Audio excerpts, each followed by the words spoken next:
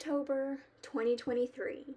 Some of my favorite prompts so far, but the worst year for Inktober for small artists. Literally doesn't get worse than it is right now.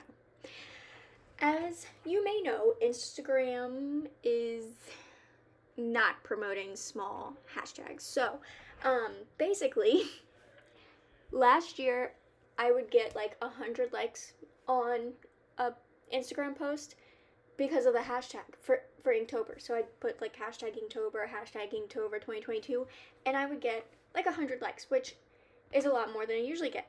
Now, I'm getting 5 more than I usually get. So I'm getting like 19 likes, maybe. That's on a good day. I haven't gotten more than that. Which I know Inktober is not about the likes, but I feel like a big driving thing for any artist on Instagram is trying to get exposure, trying to get people to see your artwork, trying to get sales or get views or just even a little bit of appreciation for all the hard work we put into these pieces. And now it's just like, what's the point? Which is really bad, right? It's really bad to say that because I've been having a lot of fun doing this, but it's also a very hard challenge to complete. And if you're doing it more so for the Inktober challenge and the popularity behind it, right now, unless you have a larger following, it's like what's the point?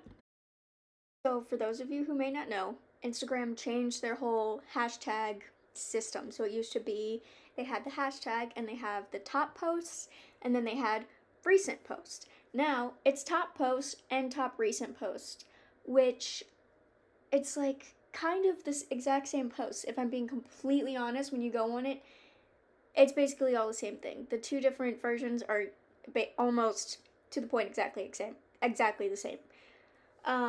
So it's frustrating as someone that's starting to get their name out, or wanting to start to get their name out there. I have 300 followers, and I'm very grateful for every single one, but if you're working your butt off to post every day and make a piece every day, it's also besides the personal gain, the improvement in your art, and the personal sort of glory, I guess, in it. I can't think of the right actual word. It's very frustrating to put all that work into something and not see much return on it. That's like, I don't know, it's just frustrating to me. I don't know, I feel like that's kind of a little bit of a selfish, self-absorbed way to look at it, but I mean, if I'm doing this 30-day challenge and and Instagram's the main like exposure for it, and now I'm a small artist, it's like, okay, well, what am I doing this for? Because now, what's the point behind it? So, yes, I've been very negative, but that was the whole point of this video. We're talking about the Instagram algorithm here and how it has basically made new and upcoming artists basically impossible to get seen unless you do like multiple reels a day, which let me tell you is so difficult. I don't know why I cannot do reels 24/7. It drives me insane. I don't know what to do. I feel so lost with reels. So anyway, now that we're in the second half of this video, let's talk about the two pieces. So the first one was Peachtober. That was Grub. And I did like a little scarab larvae in my sketchbook, but I wanted to do something different for the actual Peachtober day, and I was like, you know what, let's go a little corny. Let's do a worm and an apple. And I gave it a little smiley face, and I think it's cute. I like it. And then this is my favorite. So the prompt was dodge, and I was very late on this challenge. I almost didn't make it. I finished this at like 10 p.m. So at first I was gonna do this old-timey Dodge truck. I forgot what the actual name of the truck was.